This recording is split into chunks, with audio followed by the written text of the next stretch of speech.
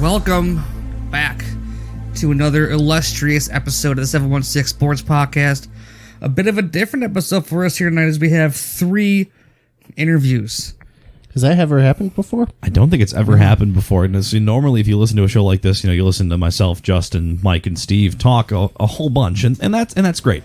We like doing it. We like getting together, talking sports. But tonight we had an opportunity to do some different things, kind of a combination, and Justin really kind of spearheaded the conversation that led to the creation of the show. So I don't know if you wanted to talk a little bit about how we kind of arrived at this format here today. The hat trick of interviews. The hat trick of interviews. I just want to have a quick conversation with you guys before we get into that. Yeah. We'll talk about pasta for a second. Okay. You cut me off in my opening, Jeff. Sorry. What's on your mind about pasta? This is a conundrum that I have when I make pasta, and I wanted to see if you guys have the same problem when you make pasta. So I made pasta the other night, and whenever I make pasta, I always have this issue where I never know how much to make. I wasn't making it for just myself. So I opened a fresh box of some penne noodles. And I was like, I gotta make enough just for one person. And I put some in there, and it looked like nothing. So this is not gonna fill me up. I'm kind of a chubby guy. I need some more. So I put some more pasta in there. And then at that point, there's like fucking nothing left in the box. So it seems stupid to put this back in a cupboard. So I put the rest of the box in, and then I eat pasta, and I had like almost an entire pot full of pasta left. Do you guys have this problem, and how do I fix it? You store it in the refrigerator. Yeah, I'm about to say, I always just make the entire box of pasta, and then I have leftovers for lunch for a couple days. I don't think I've ever actually thought about not making a full box of pasta when I make pasta. Can I hack it for you? Mm-hmm. Use a slotted spoon to get out the pasta once it's cooked and leave the water boiling. And then, if you need more, drop more in, and it's ready in 10 minutes. Instead of draining the pot. See, this is the guy who has kids. You can tell because that was. This is also the guy who likes cooking a lot. Steve had actually shown me my current favorite chicken recipe. Yeah, so I did it on the podcast. We tasted it on the podcast. We did. So what future episode are we going to do the video of Steve just cooking something for the audience? Oh, we do that next week. I'll cook anytime for you. The guys. 716 cooking. I didn't mean to ruin that for you, but that's what you can do. You Maybe we could do make a little bit. So I'm solving your problem, Justin. Make He's a little very bit, practical guy. and instead of dumping out the water, that's what they do in restaurants. They don't. Yeah. They have a strainer that's in the pot, and they lift the strainer out. Olive Garden isn't like pouring water into a pot every time someone orders spaghetti in the kitchen here. Starting with cold water, waiting for it. Right. The reason your food takes 21 minutes to come out is because every pot of pasta takes 20 minutes to boil. Just picture that for a moment. The guy in the back's like, God damn it, I just cleaned this pot. Yeah, your entire dish takes 30 seconds to assemble. It just took 18 minutes for the water to boil. I find it kind of funny that Jeff and I suggest the idea that saves you from cooking the rest for a few days. Yeah, and Steve wants to make you have to cook twice for the same meal. I'm all about efficiency, so I'm going to go with your idea. I don't like leftovers. Our house, we put leftovers in the fridge. Like, oh, we'll eat those. Throw them away 3 days later. See, my girlfriend is a really good cook, but I am a very average at best cook. So when I'm making something and it turns out pretty well, I'm like, yeah, I can have that a couple more times because I didn't completely fuck it up. So, it's a rarity sometimes. So I just roll with it. Pasta is something that I consistently make well because it is difficult to mess up. So I just roll with it. Not to get completely off track from the rest of the context of the show that has very little, if almost nothing to do with pasta, although I guess I can't guarantee that we never talk about pasta at any point. I'm just throwing spaghetti at the wall, Jeff. I see what sticks. Jesus Christ, I knew that was coming too. I should have kept talking. So we on Twitter a couple weeks ago, Justin kind of flew a wing and a prayer at Marty Biron, who we all know who Marty Biron is, former Sabres goalie, former Flyers goalie, Rangers goalie, Islanders goalie, an icon in the 2000s era Buffalo hockey. On the heels of this fan culture discussion that's existing, Marty had gone on Twitter and said he would love to talk to some fans and sit down, have some wobbly pops and all that. And we had all collectively, Justin started it, and he's like, hey, I want you guys all to quote tweet me and then mention Marty Biron that you should come on this podcast. And we're like, oh, okay, sure, why not? Well, sure enough, Marty decided that he wanted to come on this podcast. So we have the opportunity here, and we would love to start the show with it as well. We got to have an amazing discussion with Martin Biron, Sabres goalie, broadcast personality, about the state of the Sabres and basically a whole lot of everything. It started with just, the state of the Sabres and really became an entire discourse on him, his thoughts on the Sabres, how to fix them, and his thoughts on the sport in general. So what better way to open a discussion on a team that has frustrated us so much and struggled so much over these last couple weeks we haven't been with you, to have a chance to sit down and talk with Marty Biron. Jesus Christ. Leave that in. Leave this in. Leave the whole fucking thing in. I forgot to hit stop first. Yeah, I'm sorry, bet guys. you did. Without further ado. Marty Biron. Welcome back to the 716 Sports Podcast. Pleased to introduce our next guest, Marty Biron, taking some time out of his Monday night to record with us. Marty, we really appreciate you taking some time out to chat Sabres with us. No problem. Anytime I can talk hockey, Sabres, the league, whatever, or anything else. We could talk Oscars and movies too. I'm good for it. Well, right now, I think that the Sabres are on the forefront of many Buffalonians' minds. With the Bill season wrapping up and sports season kind of in a bit of a lull, all eyes kind of making their way towards the Buffalo Sabres. And I think we can use the word unfortunately with the homestand they've got going on. The results have not been there. And of course, we're all kind of wondering what is the state of this team as it is as we sit in February of this season. Oh, obviously it's disappointing. I think there's nobody in the organization that would say, "Oh, this is okay to be playing 500 hockey in the month of February." They wanted to be a lot better than that. They were looking at this homestand as a way to maybe get themselves closer to a playoff spot. And I know that even before the homestand, it was going to be an uphill battle because they were 10 points back by then, but. It's not worked the way they wanted it to work.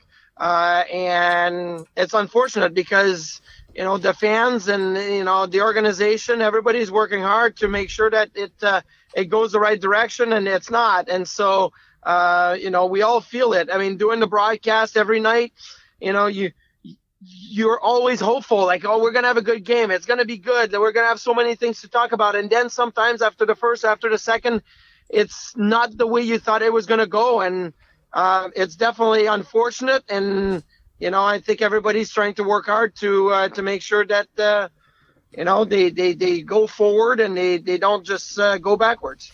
And it's become abundantly clear, maybe recently due to certain circumstances, about fans' frustration. But I really liked the way that Ralph quantified it, because when he was asked about it, he didn't deny that the fans were frustrated or shake it off. He addressed it and said that, one, we understand their frustrations, but two, he said he understands what fans expect, and he almost understands why the frustrations are there. It doesn't come from a place of malice. It doesn't come from a place of hating this team. As a matter of fact, it's the opposite. It's like when your kid, makes a mistake or something, and all you want is for them to succeed, and you're frustrated with the decision that they made. It's literally from a place of love that the fans are as frustrated as they are. And I'm sure for you, as a former player of the member of the organization, as a player now on the broadcast team, and you're a fan of the sport and a fan of the team, it has to resonate a little bit.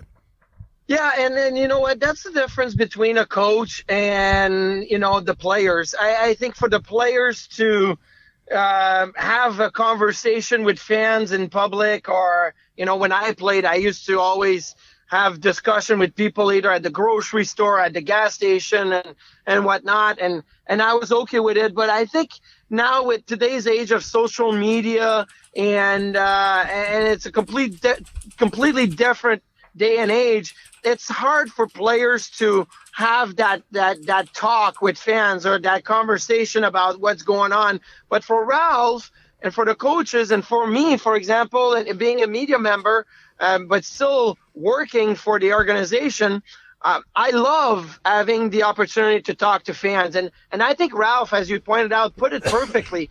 He hears the frustration. It's coming from love, as you pointed it, from passion. And that passion is great. That passion is what made the fan base so important to the team in 05, 06, 06, 07, and in some of the better years in the late 90s. The passion was a positive. So now we can't look at the passion as being a negative. It's the passion of the fans, and they love their sports team. everybody's got to embrace that.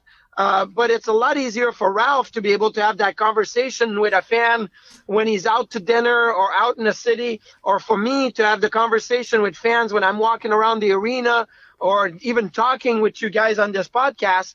It's a lot easier for people in our position than the players to actually sit down and discuss it with the with the media or the fans, because they're into it. They're on the ice. They're putting their blood, sweat, and tears into it. And sometimes for them, it could be emotional. It could be personal. So they have to be able to separate from the emotional side of it and focus on their game. So I think that's that's why Ralph spoke out, is because he understands and he also knows that his role as a coach is to be able to talk to people in the general public and also be able to coach the team to wins. So as far as the on-ice product goes, in front of those fans here, a lot of the hot button topics, at least one that pops to mind right now, is a lot of players clamoring, people clamoring to get Jeff Skinner and Jack Eichel back together. They've been separated a lot this season, trying to have Jack driving a line, Skinner driving another line, but the offense just isn't there. I know there's no easy fix for it, but do you think that putting them back together is a move you want to see down the line here as they try to make a late desperation push towards the playoffs, or are they better off just kind of having Ralph stick to his guns here and keep those two players on their separate lines?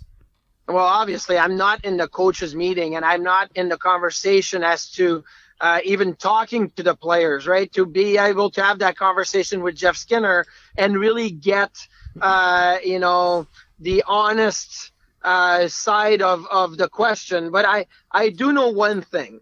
It is not for a lack of looking at all angles. It's not for a lack of trying to figure out what's best for the team. Yes, I kind of wanted to see Jeff Skinner play with Jack Eichel for, 4, 5, 6 games. The opportunity was there with Olofsson being sidelined still, and a little bit like they did with Jimmy Vesey. Maybe that could have been the spot for Jeff Skinner, just to try to get Skinner going again. Personally, he's in a funk right now. He's in a slump. Maybe putting him with Jack Eichel was going to help Skinner, but would it really help the team trying to win games? And I think that's the difference between me looking at individually Jeff Skinner and saying, yeah, that move would be great for Jeff Skinner, but the coaching staff looking at the whole team and saying, okay, how can we sustain offensive pressure? How can we try to get secondary scoring? How can we balance our lineup? And so that's the job that they have to do. It's so much easier for us to look at a problem and find an easy solution, because we don't have to deal the consequences of all the other problems that we would create. The coaching staff obviously has to, to know that, if they make a decision, it's going to affect other things. Will that help them win games or lose games is ultimately the decision they take. So moving to the other end of the ice, maybe the place that you are the most qualified person that we could possibly have on this show to discuss, another hot button issue has been the goaltending. Carter Hutton has had some good games, some tough games. Of course, Olmark's hurt. Johansson comes up and gets scored on his first shot, and he's continuing to settle in. Pekka Luukkonen is marinating down in Rochester. Who do you see maybe being the bright spot, the future of this goaltending group? I know Hutton's the seasoned veteran. There's a lot of pieces here, and I think a lot of people are wondering where they kind of settle in moving forward for this team. Well, I'll tell you this. I think it's still being evaluated. I think Linus has taken a very big step forward this year. So for me, when they decided to bring Linus up to Buffalo at the start of last season, and then they had Carter Hutton on a 3-year deal, my mind kind of thought, okay, year 1, Hutton will be the starter, Allmark would be the backup. In year 2, maybe it's a 50-50 split. And in year 3, if everything goes well for Linus's development, Linus will be your starter. I think we're ahead of that curve a little bit. I think Linus has shown now that he can be a number 1 goaltender. I still don't know if he will be a top echelon type number 1 goaltender, or if he'll be like a middle of the road guy. So that still needs to be seen. But past that, I think it's still unsure. I mean, UPL is going to need some time in the American League, maybe even the rest of this season maybe next year, maybe another year after that. I played 2 full seasons in the American League. Ryan Miller played 2 full seasons in the American League. There's, I think that it takes time for a goaltender to develop, and Ukko-Pekka Luukkonen is only 20 years old. I mean, there's time for him to develop. Jonas Johansson is a great story. He had to work hard going back to Europe after, being drafted by the Sabres, starting in the East Coast Hockey League, having to perform in the East Coast Hockey League before moving up to the AHL. Now he's played well in the AHL, but we're seeing that he's not NHL ready. He's a really good prospect, and he's really good at the AHL level, but we're seeing when he comes up to the NHL now, and in the 2 games and the period that he's played, I don't think he's NHL ready. So there's still some development there for him to be had in the AHL. So I think you look at next season, we're probably looking at Ullmark and Hutton again. Carter Hutton is playing better lately. I think the fact that he knows he's going to play a lot of games has helped him relax in that and not just think, I'm going to play 1 game and then I won't play for 3 more weeks. So that's really helped his mindset. But I think we're looking at Hutton and Ullmark for next season. And then in 2 years from now, then, okay, let's see what the expansion draft with Seattle coming in does. Let's see how Ukko-Pekka Luukkonen is doing in Rochester, and then make a plan. But you can never plan 2-3 years ahead and know that it's going to stick to that plan. It always changes. Can you just talk real quickly about how much confidence it means to a goalie, especially a young goalie? You look back at yesterday, Johansson, it was a rough 10 minutes to start the game for him. 3 not-so-great goals. Pretty rough turnover on the 3rd goal, though. But he made that save on a penalty shot, and he was lights out after that. Can you talk about how much confidence affects a goalie? I was pleased that they gave him a chance to at least finish the period. And at 3-0, my mind went right away, well, they're going to pull him. I mean, they almost had no choice at that point. And, talking to Ralph Kruger and hearing him talk after the game, he said he's in constant communication with Mike Bills, who is sitting on the press box in the coach's box up there. And they decided to just let him figure it out a little bit. Obviously, the situation the Sabres are in, they're not at 1 point away from a playoff spot. I think that would have maybe changed the data a little bit if you're, playing a team you're chasing in a playoff race and you need that game and it's 3-0 and maybe you have to change things around. So that situation changes a little bit because it's Anaheim and you've taken a little bit of a fall back in the race right now, but I was happy that they gave him the rest of the period to see what he was going to do. And when he made that save on the penalty shot and the Sabres scored at the end of the period, Johan Larsson scored, then I thought to myself, okay, they're going to let him, figure it out. And maybe he had a chance to go in after the first period and really reset. So I was happy they did that. But again, for Jonas, he mentioned it after the game, he needs to prepare himself better to start games better. He gave up a goal in his first shot against Colorado. It was in a relief appearance, but still, he gave up a goal early in the Detroit game, gave up 3 early in the game against the Ducks. So he's got to find a way to get himself ready to start the games better, because this is not the AHL. Maybe you're getting scoring chances in the AHL, but the margin of error is a little bit bigger in the minors than it is in the National Hockey League level. So it is particularly great to have you on this week in particular, because this upcoming Thursday night is 2000s night at the arena, where yes. yourself, a lot of your teammates will be honored. Stepping back to your playing days for a little bit, I know we talked about the fans and the difference between now and back in the day, but if you could touch on a little bit on playing for Buffalo for the time that you did and how cool it is to have really a night dedicated to yourself, your teammates, taking that look back at that era of your career. Everybody, and I mean everybody that's coming into town, is so excited to be back. Ryan Miller mentioned it after the game last night. He's got major sadness for, he called it like FOMO or whatever it is. I don't even know what that means. I'm going to have to look it up. Fear of missing out, FOMO. Okay, fear of missing out. Thank you. So here's the Urban Dictionary. I love it. But I texted with him after the game. I texted with Millsy after the game. And he was like, make sure you tell Tim Connolly to give me a call. Make sure to tell Paul Gossett to give me a call. Tell Danny Briere. Tell JP Dumont. Tell Soupy. Like, he's so upset. I responded to Millsy. I'm like, listen, you're still making millions of dollars playing in the National Hockey League, and we're all retired. So you're in a pretty good position. But the guys are all excited to be back.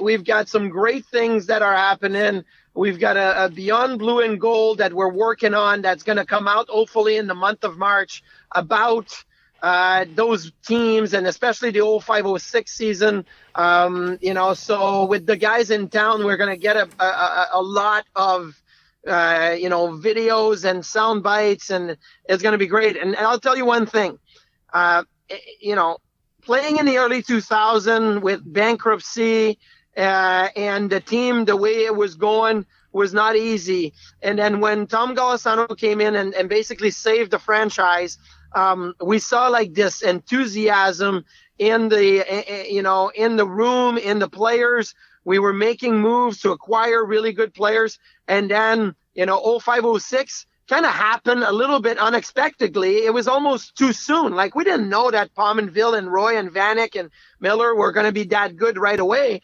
but it was a nice surprise. And when the building would play Cotton Eye Joe, right, the music, and they would give out the white pom-poms, and all the pom-poms would be shaking at the same time, and the building would shake after Game 6, overtime, Danny Briere goal against Carolina. That was some of the best times I've had in the game, and it will be so much fun to reminisce of all this with the guys that are coming in town on Thursday night. So you talked about, you were here during the last time the Sabres were the last great era of Sabres hockey. You talk about the building being electric and the building shaking. Is it hard for you to be in the building now in its current state when you can essentially hear a mouse fart? How is it for you to see that stark contrast, and what's your thoughts on where the team stands right now?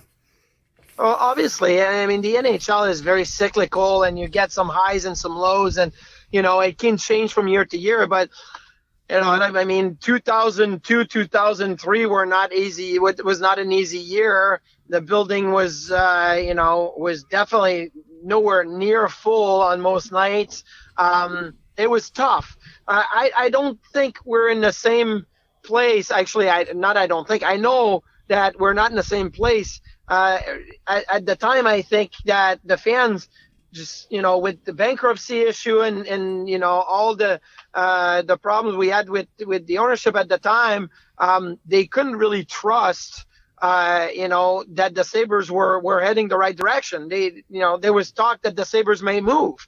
I lived the same thing when I was in Quebec City. I grew up in Quebec City. I was a huge Nordiques fan. And in 94, 95, the last season, when the talks of the team being moved to Colorado started happening, the fans just quit because they couldn't trust that the team was going to stay there. They couldn't trust that the ownership was going to do what was right for the fans. And the team moved. And, they still don't have a team in Quebec City. And we're talking about 25, 26 years later, and there's still not a team in Quebec City. So it's pretty hard to go through this. Now it's not the same thing. The building, there's not 19,000 people in the building every night, but I think you can trust that, the Pagulas and the organization is trying to move forward. They're trying to find solutions, and they've hired coaches, and then I've had to let them go to try to change things around. They've hired general manager, and then I've had to let them go because they wanted to turn things around. So it's completely in two different situations. And I think that you can really look at it and say they're working hard to make this a better team, a better environment, a better product on the ice. And the fans are just frustrated right now. And I get it. Everybody wants a winning team, and I totally sense their frustration. And I'm a fan too, and it's hard. I want the team to do well, but you also have to know that it's a lot easier to, wave your magic wand at it and try to make it happen. That's not really how the real world works. So we in Buffalo, of course, familiar with our hockey climate. We're pretty familiar with the Ontario hockey climate, but I'm curious. So growing up in Quebec, how does the hockey climate in Quebec, growing up there, having the Nordiques, how did that compare to, Buffalo, Ontario, surrounding areas? Well, I'll tell you this. How many cups have the Montreal Canadiens won since the Nordiques left the province of Quebec, and left the NHL? They won 0, right? The Montreal Canadiens won their last cup in 93, and the competitive nature of having 2 teams in the province of Quebec made Montreal almost having to work harder to get better and to compete, because they didn't want to be shadowed by their, down the road, 3 hours down the road guys. And I think Buffalo and Toronto are developing a little bit of that similar rivalry. And you can see now, Toronto is hitching, clinching to a playoff spot right now. And, we're able to, get their draft pick in Austin Matthews and get their free agent in John Tavares. And, there's a rivalry developing. And I think that rivalry with Buffalo is just going to make the Sabres, this area, better in the long run. Because if you're in the middle of nowhere, if you're, the Dallas Stars, and there's no teams around you and you don't have a rival, well, who cares? You just go about doing your business, and, nobody expects anything out of it. But here in Buffalo, we have, Toronto, we have a rivalry with Boston, we have a rivalry with Philly. We can find rivals a little bit everywhere. So that makes the environment of the competitive nature of the team and the organization rise. And I think it's great. And I think we're probably with Ottawa, Toronto, Buffalo, Pittsburgh, it makes it for a really, really good competitive area of hockey here in this region. So, being transparent, this conversation with you started because there was a tweet from you about wanting to sit down and have a conversation about the Sabres, and we have asked you 62 questions already about the Sabres, because obviously you're a wellspring of knowledge. You've been around the organization so long, but not to even put you on the spot, but what did you have in mind? Just to give you a bit of a floor or a platform without someone counting in your ear how many seconds to break, although your son has probably been done on the ice for 14 minutes and is standing outside waiting to get in the car. I don't know that you necessarily had something particularly in mind, but we'll give you the floor here to say what you would like to our listeners to make your 716 Sports Podcast debut. What's on your mind, Marty? Where is your head at? Where is your heart at? And what kind of is going on inside your mind and inside your heart? I think, you know what, when I put that tweet out there, the emotions are obviously gonna boil up at time. That you're a fan, that you're a member of the organization, a media member, you're gonna have an emotional outburst or whatnot. And we go on the instigators with PD and Rivs, and we are on Twitter, we're active on Twitter, we take calls, and we hear what the fans are saying. But we also we have that experience of being in the locker room.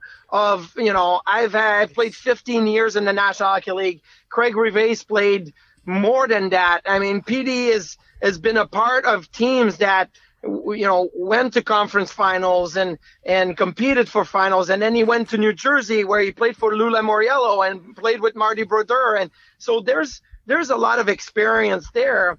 And we obviously hear what the fans are saying, and my way of approaching conflict or the negative energy is always to say, okay, well, let's discuss it. Let's sit down and talk. That's what I do with my kids. That's what I do with the fans. We have fans come on the set. Me and Brian Duff will be sitting there, and Rob Ray will be there, and fans come up and they ask questions, and they're frustrated or they're happy, and they give us different scenarios and trade scenarios, and I love engaging with the fans. I love talking to them. I learn from them. I learn from myself in those conversations. So that's kind of like why I said the tweet, and then you guys, hit me up on Twitter, and we started talking, and we said, okay, well, let's find a time that would work. It's not so much that I have a message for anybody other than, look, I've been here in Western New York, Buffalo, for 25 years. The organization is 50 years old. I've been here half of that time. I love this organization. I love this area. I love the fans. I want them to hoist the Stanley Cup and be able to celebrate just like Brett Hull celebrated with the St. Louis Blues this year. I want to be drunk on Chippewa with the Stanley Cup and enjoy it, right? Like, that's what I want, and I want it as much as the fans do. So, we hear what they're saying. We understand the frustration. It's a process. It's not as easy as just snapping your fingers. And, teams make bad trades or bad signing, but they also make great trades and great signings. So you have to look at both sides. And I feel that, patience is running low a little bit, but, there's still, a player on the team like Jack Eichel that is one of the best player in the National Hockey League. We're lucky to have him. I would have loved to have played with a guy like Jack Eichel in all of my years, and I've had a chance to play with some fantastic players, but he's there, and it's fantastic to see him every night. So, there's not really a message other than don't hesitate. Hit me up on Twitter. Come see me on the set. Talk to me when I'm I'm sitting in the parking lot at Northtown Center right now. If I'm at the rink and you want to ask me a question, come up. Let's discuss. Let's talk. I'm an open book. I'm honest, and I'll tell you it the way I see it, and we'll have a discussion. Last question, and we'll let you get out of here. And I appreciate you coming on again. But so the overall consensus amongst the fans is like the Sabres don't seem like they're very close to being a playoff team. I'm just curious your thoughts. Do you think they're closer or further away? I mean, they have so many good pieces. They have Eichel, obviously a franchise center. They got a potential franchise D in Dahlin. Got Olofsson, who's got an elite shot. Shows he can score goals in this league. You got Skinner. You got Reinhart. You got UPL, who seems like he could be a very promising goaltending prospect. Cousins was promising in the preseason. Middlestat plays the game the right way. Just got to find his confidence. So it seems that they have all the pieces for the top of the team. And they got like Larson and Gergensons who play very well in their fourth line roles. And it seems like they're just missing the middle there. And this is a critical offseason where there's only 9 players on the contract next season. Do you think they're closer or further away at this point from being a playoff team? I think they're closer. And, Montreal was in town last week, Thursday. And I do some TV work with RDS, which is a Montreal sports TV station, and they ask who's closer, Montreal or Buffalo, to a playoff appearance. And my answer, and the guy I was working with said the same thing, Buffalo. Why? Because you need a stud forward, you have Jack Eichel. You need a stud defenseman, you have Rasmus Dahlin. You need a number one goalie. It's still unknown, but, you've got Allmark that could be that guy. I mean, Pittsburgh won with Matt Murray, and you look back in the years, and it's not always the stud goalie that wins you a Stanley Cup, but a stud player, an Ovechkin, a Crosby, a Patrick Kane, a Anze Kopitar. I mean, those guys will win you Stanley Cup. So you look at Montreal, they don't really have that stud forward. Just like Eichel, they don't really have the stud D like Dahlin. They have Shea Weber, but all they have is a $10.5 million goaltender that most nights people are like, man, why are we paying this guy $10.5 million? He's great and all, but so I think that Buffalo Sabres are a lot closer than many other teams. But as you can see, every year brings different challenges. 05-06, I don't think we were close to the Stanley Cup Finals. All of a sudden, you get the performances from many, many unknown players that came in and performed really well, and now you're like, wow, we're this close. So a lot of movement going to happen this summer for sure. Trade deadline is just a couple of weeks away. I'm pretty sure that we're going to keep our eyes on to player movements in that way as well. But I think the Sabres are closer than a lot of other teams that are still in the middle of the pack right now, just because they have some really, really big building blocks. Eichel and Dahlin are definitely two of them. So I want to wrap this up. And Marty, I actually told you this story in person. You get a speaking engagement with Mark Kelso at Eastern Hills years and years ago. And so I went to the draft party out of the lockout at the Harbor Center, or the Harbor Club, sorry, at the time. Yeah. And you stepped right behind me, and I was wearing my Marty Biron white goat head jersey, and you were doing an interview with Channel 7, and I had a Sharpie, and I said, hey, when you're done, can you sign my jersey? And you said, of course. And as soon as you finished there, Sabres staff whisked you on the stage to do an interview with WGR, and you finished up there, and Sabres staff grabbed you by the arm, picked your son up to carry you downstairs to the vestibule, where there was about a 2-hour line of people waiting to get your autograph, and you got about halfway across the room. You stopped, turned, pointed to me, called me over, signed my jersey, made my day. I was like 18 years old at the time. It wasn't like I was a super young kid, but that shows to you and to listeners, and I don't think anybody in this room heard that story before, what kind of guy you are. You don't just come across as an awfully nice guy. You certainly are. And just that you like remembered and took the time out to say, hey, I said I would do this thing for you. By no means did you have to do that, because the staff was not wrong to try to get you out of that room, as they were literally taking you by the hand. So I appreciate you for that, and whether you knew it or not, you earned my respect for more than just your play on the ice. So I always look up to you now as a broadcaster, as a podcaster, as a fan of sports and hockey. So I appreciate that story. I don't even know if you remember that or remember me telling you that story, but it's crazy how things come full circle, that now here you are on this podcast, and I could tell you that story again. Well, thank you. I mean, you know what? I tried. I remember what it was like to be a fan. Like I said, I grew up in Quebec City, and I remember guys like Dale Hunter, Peter Stastny, Robbie Fitorik, Michel Goulet, Dan Bouchard, Mario Gosselin, those players from the 80s. I was 7, 8 years old, and I still have picture albums at home, signed cards, and they took the time. And I always remembered that. And I hope that there's many more people out there that either I was able to, sign a card or a jersey or take a picture, that they do remember, because I remember that some other people did it for me, and I want to be able to do it for as many people. And I know sometimes it's impossible, we're being whisked away, and it's just the way it is. But I appreciate you, bringing that story up and letting me know. I know Petey and Rivs will tell you that I'm a bad guy and that I'm just a front, but it's always great to hear from the fans and hear those stories, and I appreciate it. We can't thank you enough for giving us a half hour of your time. More than generous. We really appreciate you talking Sabres, talking life, everything with us. It was great having you on. We can't say thank you enough. Yeah, usually we have to shoehorn in like a bunch of chances for you to plug all your stuff, but I feel like for once everyone knows who our guest is. Yeah. So you can find him on Twitter at Marty Biron 43 in the event that you're like the one person who listens to this podcast who doesn't already know who Marty is. Unless, Marty, there's something else you wanted to mention or plug here. The floor is all yours.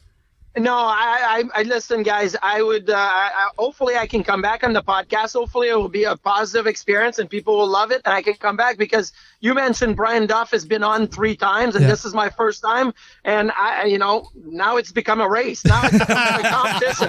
I got to outdo Duffer, because he usually outdoes me, so I have to outdo him. The race is on. Sounds good. We'll get your next 3 scheduled here as fast as possible so you can rub it in his face. Thank you so much, Sounds Marty. Good. Thanks, Marty.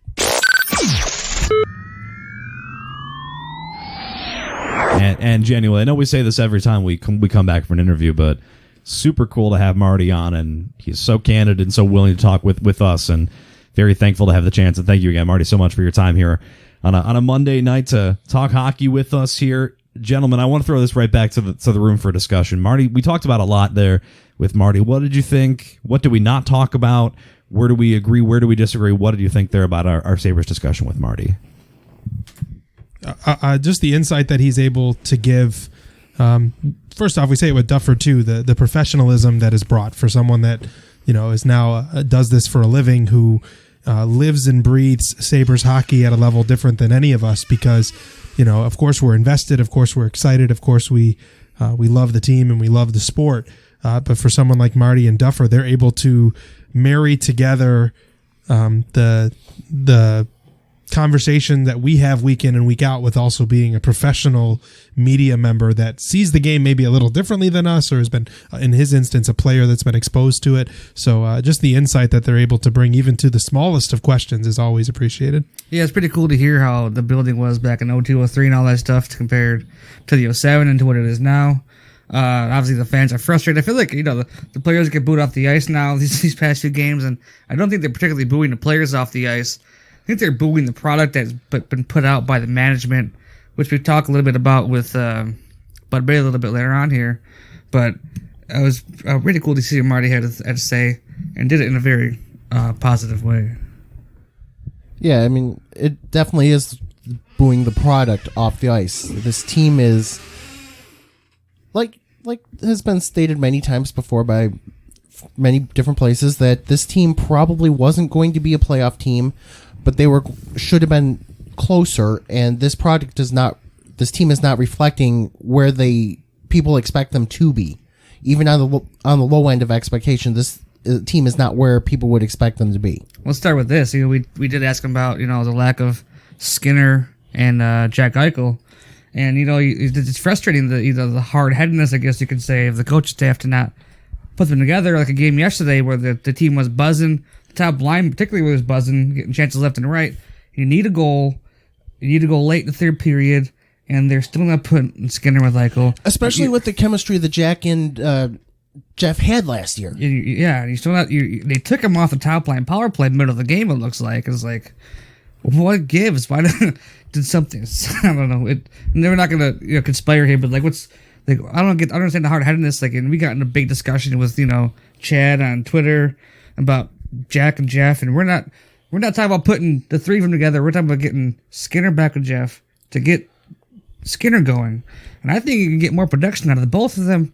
I think you can definitely get more production out of Jack with Skinner as opposed to Jack with Reinhart.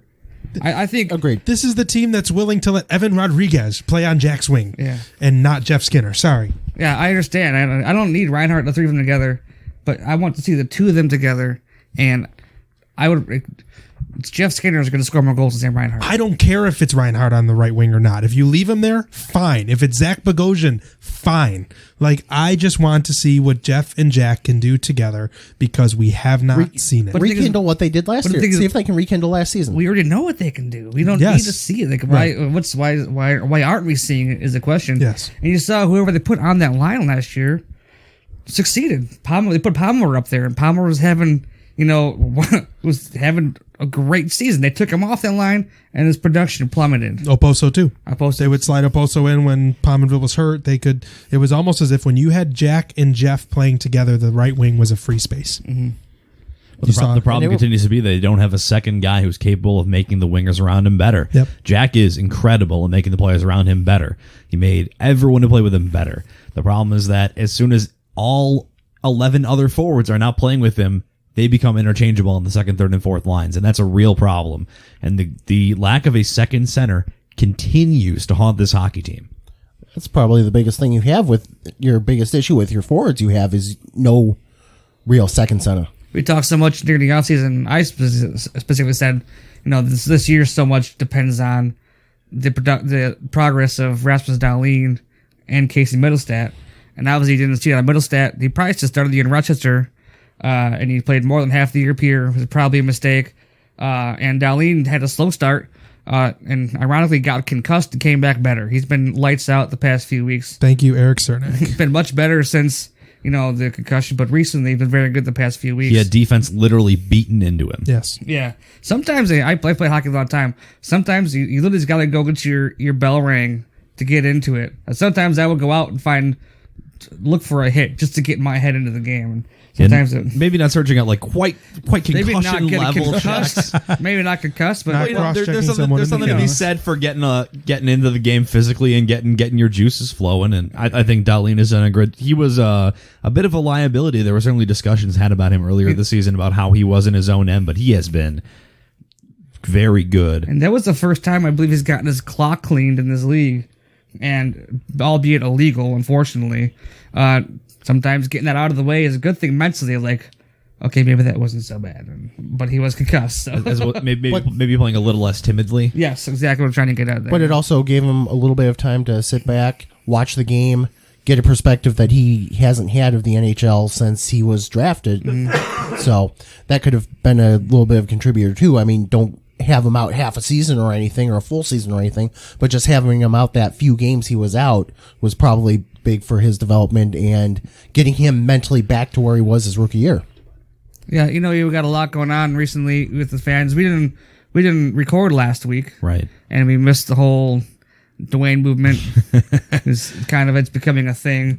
It's becoming very polarizing. Actually, the rant itself was great, but he's now becoming a very polarizing guy here in Sabres fandom here and on Twitter. Yeah, I feel like people are trying to shoehorn him into the kind of category where the Dallas is going down. Gary Mark Miller guy kind of resided himself. You know, it's people are. You have your initial rant. Everyone's all about it. It's getting blacklisted by GR. Everyone's all about it. And I think just at this point, people have become tired of it. I think it's not all of people. It's like maybe 50-50 or 60-40 people who are tired of the hashtag, tired of him, and people who are just like, I don't know if even for, but just like kind of still on board with his identity and movement. And the point is that this has led to a lot more Sabres fan infighting than it's led to anything positive. You had a protest on Saturday that was about 13 people standing in a circle demanding to be taken seriously in front of the French Connection statue. You have people at that protest holding Sabres store bags, which is a terrible look. Oh, I can't believe the ownership is doing this to the team while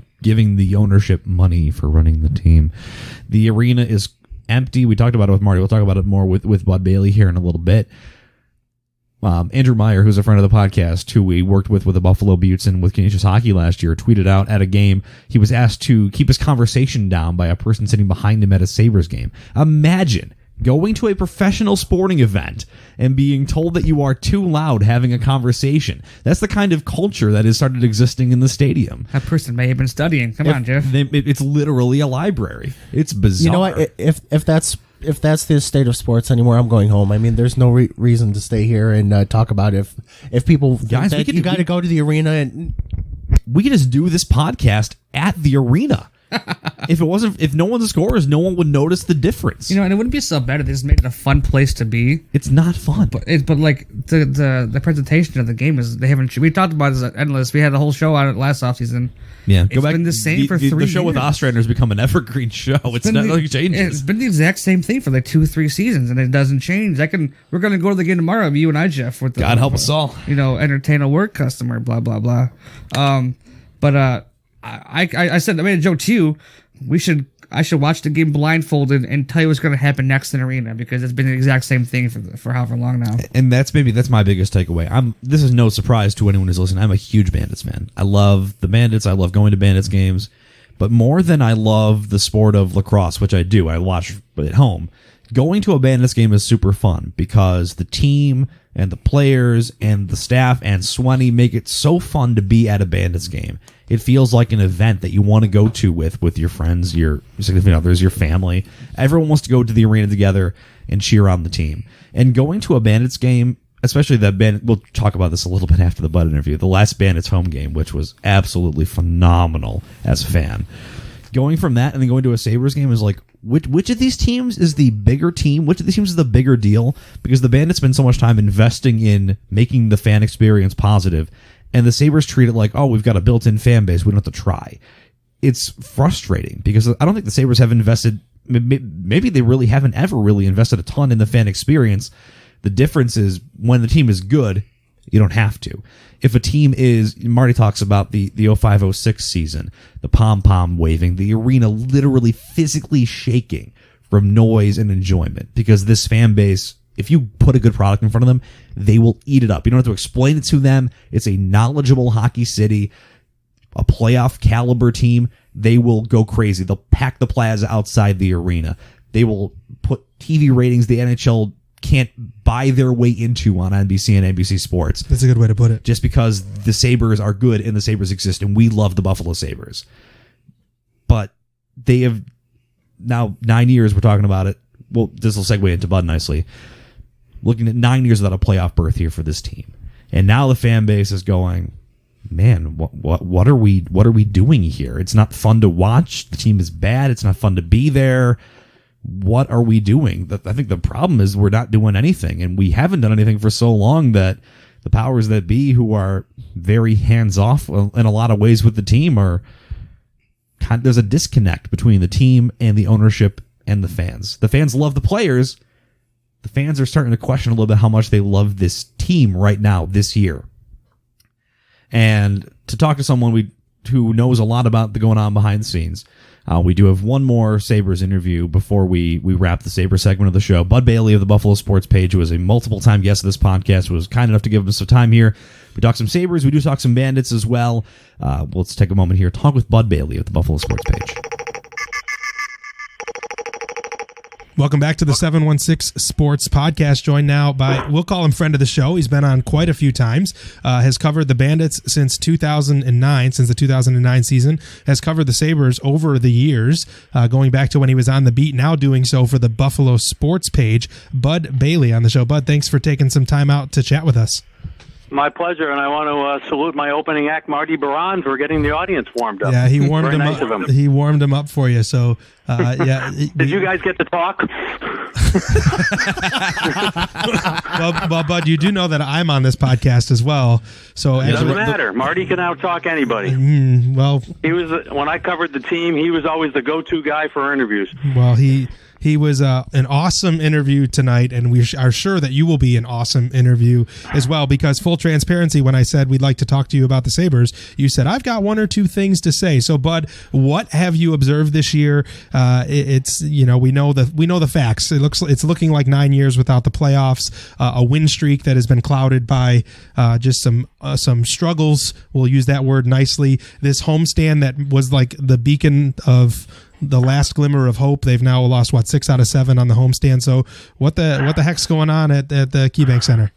Well, yeah, I could probably do an hour on it and break the internet, but basically this is the second straight season where I think the Sabres have teased their fans a bit, and last year, recall, they had that winning streak in November and were in first place overall for a couple of nights, and really everybody kind of got excited, like, yeah, finally a breakthrough, and then reality hit, and the team wound up just cratering, which maybe the depth of it was unexpected, but they were certainly playing over their heads through early December. We just didn't expect them to play like the original Kansas City Scouts for the last 3 months of the season.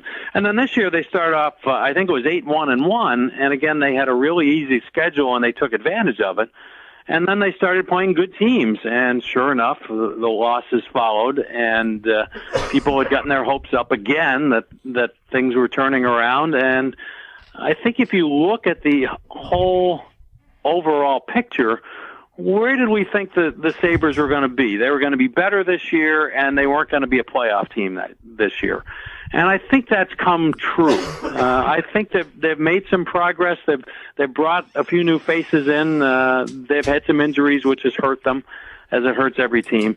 But overall, I don't think they're really out of line from what we expected. And I think anybody who figured this was the year at some point, even it was probably wearing rose-colored glasses. The first 10 games were just a ridiculously easy schedule. It kind of reminded me of what the Bills went through this year when it seemed like every team they played was about 2-8, and they capitalized on it. Good for them to make the playoffs, but next year is going to be a different story. Well, and it's been like that this season, guys, where they capitalized a bit on a weak schedule, and now, of course, they can't even beat the bad teams, having lost to Detroit and Ottawa and Anaheim within several days of each other. So I guess they're moved along a little bit, but it's really hard to be patient when you've missed the playoffs for 9 straight years. Apparently, number 9's coming. So you've got the play on the ice, is disappointing as it is, maybe not notable at this point because of how many times in a row they're looking at missing the playoffs. What has been maybe jumping off the page to a lot of us has been the reaction from the fan base. Feels a little bit more pointed, much more publicized. You have a call into GR that's getting bumped around national media. Greg Wyshynski's got a post on ESPN that's gaining a lot of traction. The arena is emptier every time I turn on my TV. What do you think of what's kind of developing here, the relationship between the team and the fans that, for the most part, are stuck through thick and thin, but now maybe people finding the end of their rope here this year? I think it's natural to have this little success over such a long period and people get frustrated. And I think the fans have been very patient, but I believe that behind the scenes you hear little stories like, remember the good old days when there was a line for season tickets, a waiting list for season tickets, and now that list is gone? There were a lot of calls in the last couple of years saying, we got tickets now if you want to jump on the bandwagon. And some people took them and some people said, no thanks, I'll wait a while. But I think it's just a matter of we sort of saw this at the end of last year when the team was just crumbling and played really awful for 3 months, and maybe it wasn't as dramatic as what we've had in the last 2 weeks. But I think it's only natural to expect the fans to be upset. I always kind of laugh when there's a fan rally. I'm not saying the reactions from the demonstrators, and that word makes it sound worse than it is, but the protesters was certainly understandable. It's just, there's 25 people out and out there, and the TV cameras are all there, and it almost makes it sound like a bigger event than it is. But sure, everybody's frustrated. We hear stories that the Pagulas are frustrated, and all of management is very frustrated in what's going on. And that filters down to the players who would like to be better, and they just haven't been good enough. So a lot of the heat seems to be falling on Jason Botterill. We, although we don't, at the beginning of the season, Justin was very critical of the moves that he didn't make for forwards and to try to find a top 6. I think it's safe to say most of us in this room are not calling for his job, as some fans are. And we also, we actually have right now on our monitor Cap Friendly open, looking at the contract situations going forward. And very few of these players are under contract next year. And it feels like, I think the word that I've used before is that Botterill, or whomever the GM is, I think it'll be Jason Botterill, has a little bit more of a blank canvas, that there's a couple contracts kind of that go away. There's opportunities to buy out contracts that might be hampering the team a little bit and save a little money. There's one in particular where they can save maybe $5 million. But what are your thoughts about the roster construction and going forward? Does it feel like Botterill has an opportunity this offseason to amend all wrongs? Not that, as I said, this group of people doesn't seem to think that he's really blown this team up or something like that, but he's the target of a lot of the heat, and I think that this offseason could be a saving grace. Well, I think you're on the right track, Steve. I don't think Botterill will be dismissed this year. I could be wrong on that, but it seems like Terry's paying an awful lot of front office people and coaches in the sports business to not work. But you're right, they've got about 5 or 6 free agents, and I think the Sabres took a reasonable approach in their roster construction a couple of years ago when they said, all right, we've got absolutely no depth. Let's get some guys at bargain basement prices. And they went out and got Connor Sherry and Jimmy Vesey and Colin Miller probably fits into that classification and so on. And they've got some guys like Frolic and Bogosian will be unrestricted free agents. I think they got about 6 of them there. And you're right. Now, the question is, not everybody is going to be in a hurry to come here because it's got a tradition of losing. If you've got a chance to sign as a free agent with St. Louis or the Bruins right now, as opposed to Buffalo, you might say, well, I might get a bit of an opportunity here. But that usually doesn't happen. Most guys want to pay for a winner. So yeah, there is something of a more blank canvas that's staring the Sabres in the face, and they will be able to make moves. But I think basically they've got to get improvement from within. And let's give an example of that. I personally think that the tank is still causing some problems in the sense that they've done things like overpay Jeff Skinner. I think they were kind of forced to do that from a credibility sake. And now he doesn't have a center, and the Sabres were hoping Casey Middlestat was going to be that center. And Casey, I think, was rushed because they wanted to show that the future is coming. And he really should have gone to Rochester for a year and learned how to play pro hockey and maybe even learn to dominate a little bit. And instead he spends more than a year in Buffalo and does very little. And now the question becomes, is he salvageable? And he'll have to come back in training camp, and he'll have Dylan Cousins, who I think is a legitimate, very good prospect. If one of those two guys can fill a number 2 center in an NHL team, then you might say, all right, we've got some pieces here. We can play Skinner with Cousins, and maybe Cousins gets Skinner going next year, because this time around he seemed a little lost offensively without having Eichel as a center, and maybe we underestimated Eichel's contribution to that, because Skinner certainly had the year of his life last season. But something that would make that second line more of a threat would be a huge step forward. And if we can slot that in, Dahlin has certainly taken some steps this year. I thought he played an excellent game against the Ducks on Sunday. As he gets more and more minutes, and maybe that makes things better. Although the defense, past the first couple is pretty average overall. And the goaltending situation, can you buy out Hutton? Maybe do you want, if you think you've got another guy that could come in, but they've got a couple prospects a couple of years away, perhaps 1 or 2, but certainly they're pretty highly regarded, and they might be the answer. And I think the idea of having Allmark and Hutton as stopgaps until one of them shows they're equal to or better was probably a good idea, but no one was counting on Hutton's collapse this season. So there are lots of question marks, and they've certainly got room to maneuver, and we'll see how they do. But it's not going to be easy with this sort of tradition.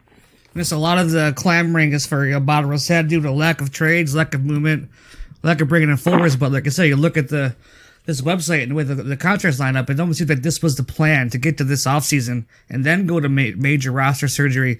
And you always have to commend Botterill for not giving in and not making a panic trade and standing pat and not getting hosed on a trade this year to maybe make a playoff run and, really, really build this roster properly the next year. Do you think Botterill's just playing it smart and patient? Or what's your take on that?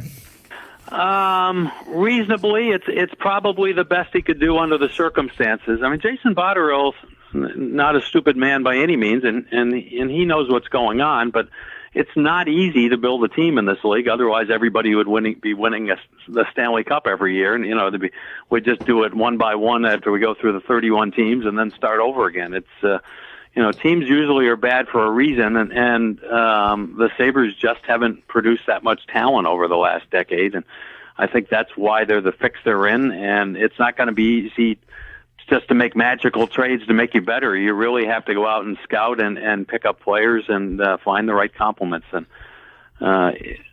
it's contention is still going to be a ways away, and yes, you're right that he does have more of a blank slate than he does, and you can make the comparison of the Bills, who went through some pain clearing out the cap room, but now what are they, first, second, or third with available cap space going into next season, and they can fill in some spots of need and take it from there. So we'll see what's going to happen, but it's I'm not promising anybody instant success here. I think it's going to be still difficult. Switching gears and switching sports here as we continue talking with Bud Bailey here. The Buffalo Bandits had a very busy weekend, a road game, a late game at Vancouver, flying back, playing a tough Sunday afternoon matchup against Toronto. End up splitting the weekend, good road win, tough road loss against a really, I think, physical might be the nice play of putting the Toronto team that was out there on the floor on Sunday. Good season start here for the Bandits, but still, chasing Halifax. What do you make of this team here as they've made it now 8 games into their season? I think they've done better than I thought. I was a concern going in that the loss of Evans and Durston were going to really hurt them up front, and they also had a couple injuries and that were season enders at the start of the season, and you just wonder how it was going to come together. But Chase Frazier has obviously been a really good addition there, and Josh Byrne has made some progress, and Dane Smith has looked a little more like the old Dane Smith who was an MVP, I think, in 2016. So I think you have to be happy. I think the Bandits have been banged up a little bit. Losing Priolo was obviously a huge loss because he's their best defenseman. And you're right, the schedule didn't do them any favors this week. The only thing that would have been worse was like back-to-back going from Halifax to San Diego, which fortunately the NLL hasn't gotten around to doing. As somebody said, don't give them any ideas. But they're coming along. They're in contention. They should be a factor in the playoffs. And from the perspective of 10 games left in the 18-game regular season, I think you have to be really happy with what they've done. Now, you promised, not to prod you, you mentioned before you came on the air that you had an NLL stat to share with us. Now, none of us know what this is, but I am curious what you were mentioning. Yeah, I just, the thought that struck me was there were no power play goals in the Toronto game. And I've gone back through 2009 and in Bandits history. I don't know what the league's like, but that's only the second time that's happened in a Bandits game in more than a decade. So that's pretty unusual, and there are only 3 power plays in all. And I believe Buffalo had them all. So, without seeing the game, I was at the Sabres game, but it must have been a pretty fluky game. Whatever happened in the old Toronto-Buffalo rivalry where there'd be 86 penalty minutes apiece. It must have been an interesting game in that sense. Yeah, watching from a distance, it felt more like the officials were trying to let them play. There was a lot of clamoring amongst Bandits fans, and I think a lot of it justified of players going at Byrne, at Frazier, and just the referees kind of letting the inmates run the asylum. So that might have had a little bit to do with the only the 3 penalties you saw called in that game. And sometimes not calling a penalty is just as important as calling them. Sometimes that rewards a certain style of play and affects the game. So might have an impact. It's hard to say without saying, obviously, for me. You mentioned the loss of Durston and that he played such a role in the left side offense for the Bandits, but you can talk right on at the end of that sentence about the emergence of Chris Cloutier, who once again put in a good game on Sunday in Toronto. He's down 50 pounds. We keep beating this drum, but he, a second overall pick that was traded just a month or two after the season starts, which is always crazy to see. And not that he didn't play well in Philadelphia, not that he didn't play well in Buffalo last year, but I think the word to use for Cloutier is an emergence, and what he has meant to the offense, to the left side, to filling that role that Durston left, to just being another threat to score. He really has shown what he is and what he's going to be in this league.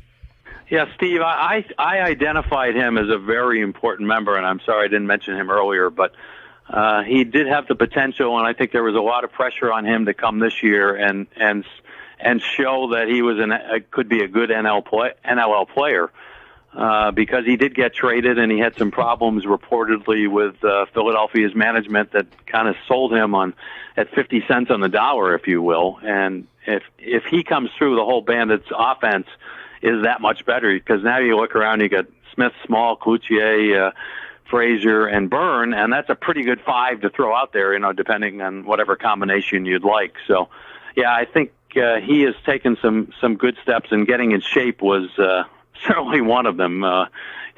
50 pounds, wow, that's a shell of his former self, I guess. But he scored some big goals. I think he scored the latest game-tying goal in Bandits' recent history. The records only go back to about 2007, so that's all I can do. But the one he scored to tie it up and that small one in overtime last week was a record setter in that sense. Well, anything for us? Do you have anything else exciting? Or you have been all over Buffalo. I don't know if we said this on the air or not. Tonight is your first night not covering a game of some variety in a week. So, what else do you have for us? What else do you have your fingers on the pulse of? Go ahead and plug yourself and your work with Buffalo Sports Page. Well, give us the around the horn, bud.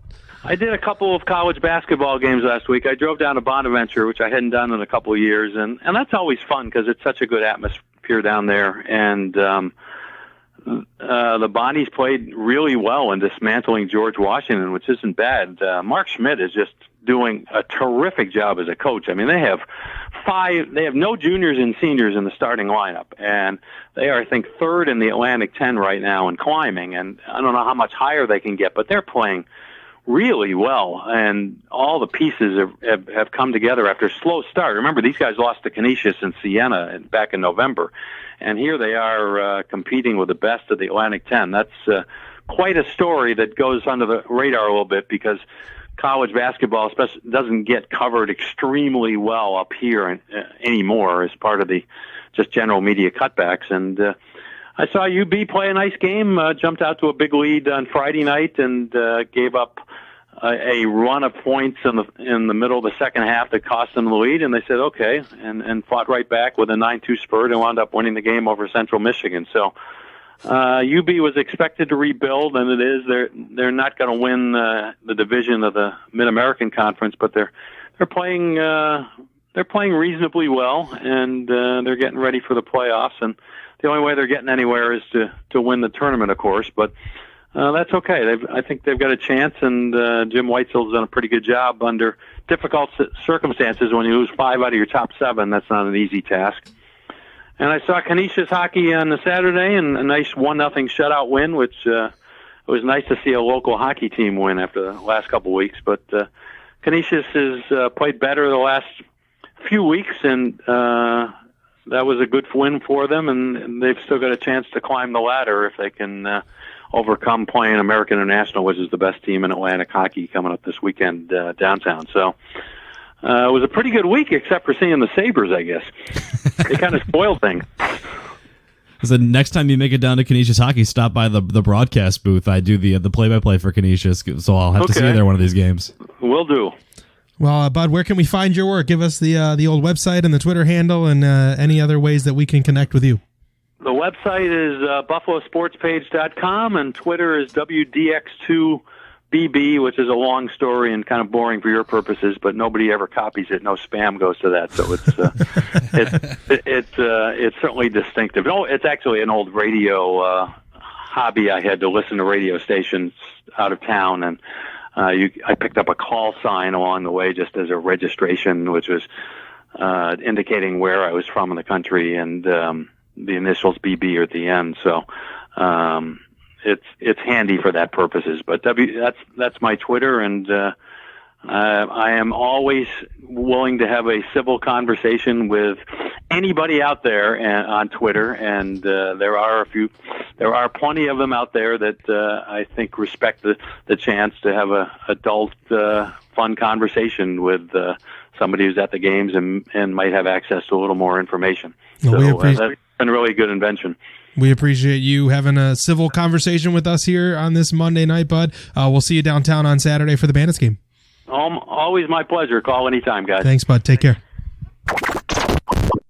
And thank you again to Bud Bailey for taking some time here talking Sabres, talking Bandits. It's cool to have a guy who's willing to come on the show and talk a little bit of all aspects of Buffalo sports. So we did not do a show last Monday.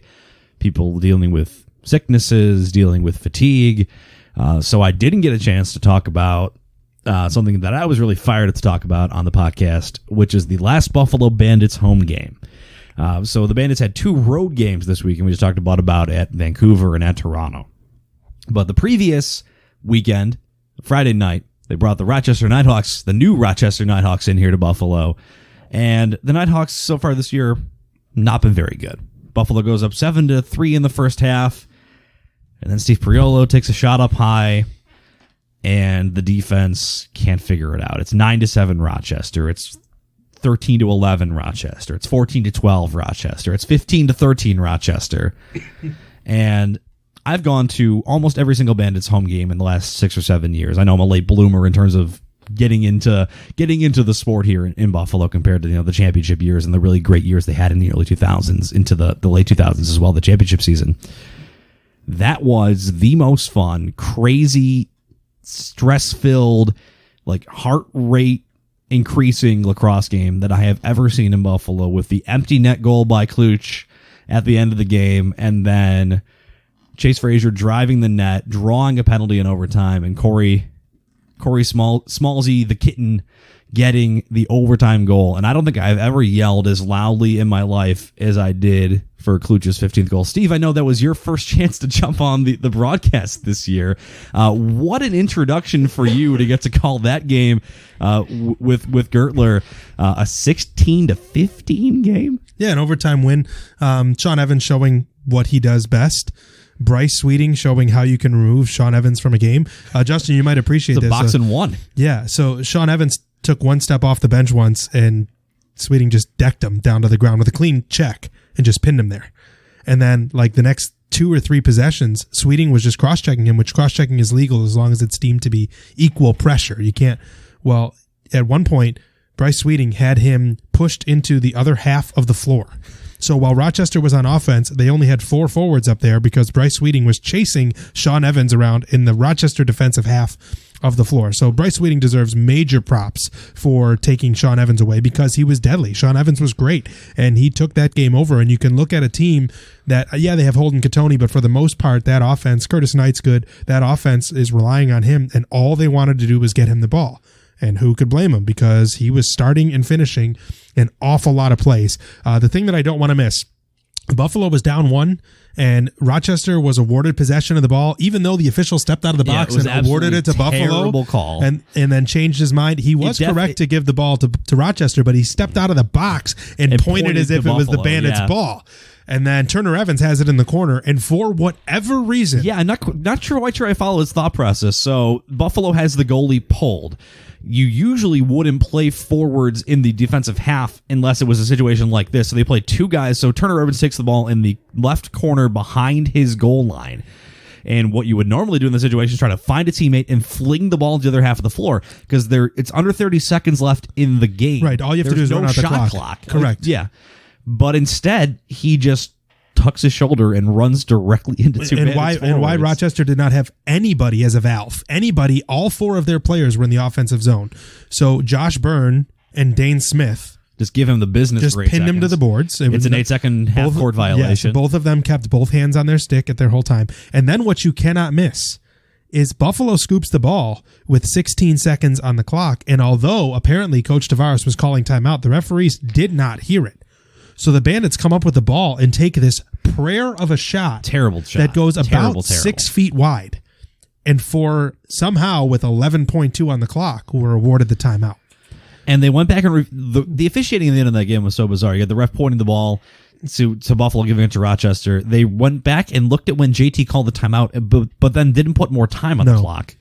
And ends up being a moot point because Kluch comes out of that, a beautiful shot off a nice high screen with 7 seconds left in the 4th quarter to tie the game at 15. And there is nothing. I mean, NHL overtime in the playoffs gets to be like this, but NLL overtime, if you are an invested fan in the game, is the most stressful thing. With the shot clock. Like NHL overtime, as exciting as it is, it's keep possession. Yeah. Sometimes you have it for a minute without it even having any time in the offensive zone. There is no time for that in the NLL. Right, especially when you have a game that goes into overtime. There's 30 goals. Rochester themselves scored 12 goals in the second half, and it's sudden death overtime. And, of course, it goes multiple possessions like the Bandits game had against Georgia that went there as well. You have a Colorado. Colorado. They blew Georgia out. You have a good couple minutes of possession. Chase Frazier, who has been, I know Bud mentioned him as a spark plug, and he has been something else figuring out this. Since he has come back to the lineup, the offense has just figured everything out. Kluch playing out of his mind, Chase coming back to the lineup. And a very, very crisp, nice passing play on the power play. Corey Small gets the finish. And I think the guy who's kind of getting lost in the shuffle of this Bandits team is how well Corey Small has been playing offensively. He's not the flashy guy. So you watch your Byrne highlights and your Frazier highlights. You watch Dane drive through the defense. All Corey Small's doing is picking corners and putting up 2 or 3 goals every game. And the veteran presence that he has can't be overstated. Back-to-back overtime winners for him. Fast forwarding to this past weekend, a good win in Vancouver, 15-8, convincing win without Steve Priolo, and a late addition to the injured reserve list, Nick Weiss. So 2 defenders go down, and then they get to Toronto. They scratch and claw. I'm just trying to kind of quickly recap this. The 8-8 at the half. The Bandits did play a good first half. Gave up the first 3 goals, went down 3-0, and still managed to stick with it and earn an 8-8 score, and then I believe did not score again until Matt Gilray scored with 2:33 to go in the game. And that's going to hurt, but you can't blame them. It's just a tough schedule. You go from Vancouver on the West Coast to Toronto on the East Coast. You don't even get 48 hours in between because they played a 3 p.m. game on Sunday. And not that, of course the Bandits will tell you they want to win every game, but you cannot blame them for losing to a tough Toronto team in that situation where Toronto was at home waiting for them. Toronto played well. Buffalo did not play poorly. That's not it. It's just you could say that they ran out of gas or whatever words you want to use, but and a big split. Although they would have rather flipped the split, get the win in the North Division against Toronto and maybe lose to Vancouver.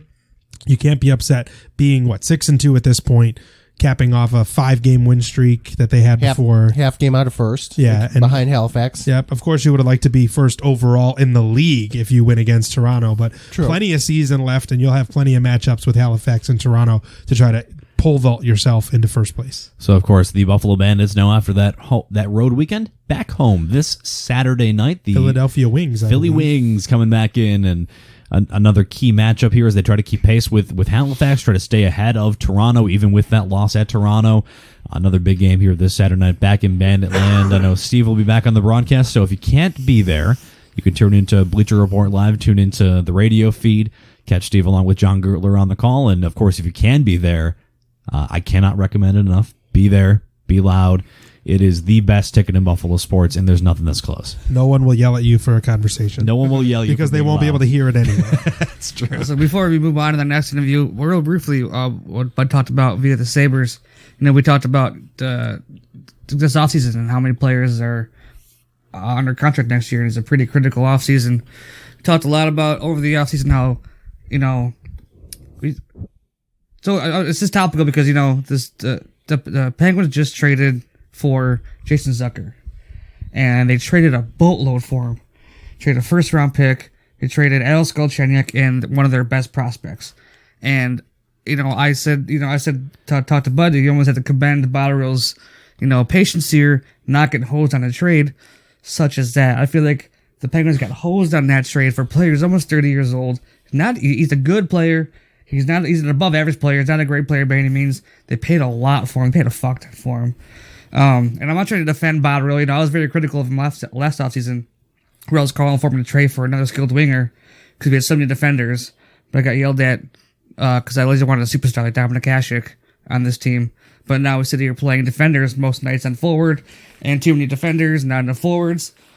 But so he obviously has his flaws, but I feel like he's made a good move not making trades like that this year to hopefully get the playoffs for a player like Jason Zucker. What do you guys think about the lack of trades to avoid? What do you think about what Butch had to say about standing pat for this offseason? I think he's in a tough spot right now because they don't have any monies to work with. And that was evidenced by the way they had to kind of work the Scandella for Frolik trade. There isn't any way he couldn't make that trade for Jason Zucker unless he was trading a guy who was making as much as Jason Zucker because they can't bring in another. Well, if anyone wanted to take Zach Bogosian, I'm sure he will be gone. It's tough. I do wonder if he's in this position because he wanted to be, or if he's in this position because he just kind of worked his way here and he'd be like, oh yeah, I meant to only have 9 guys under contract next year. Well, 2 of the unmovable contracts right now are not even his. Basically, they're both from Murray. The Murrays, yeah.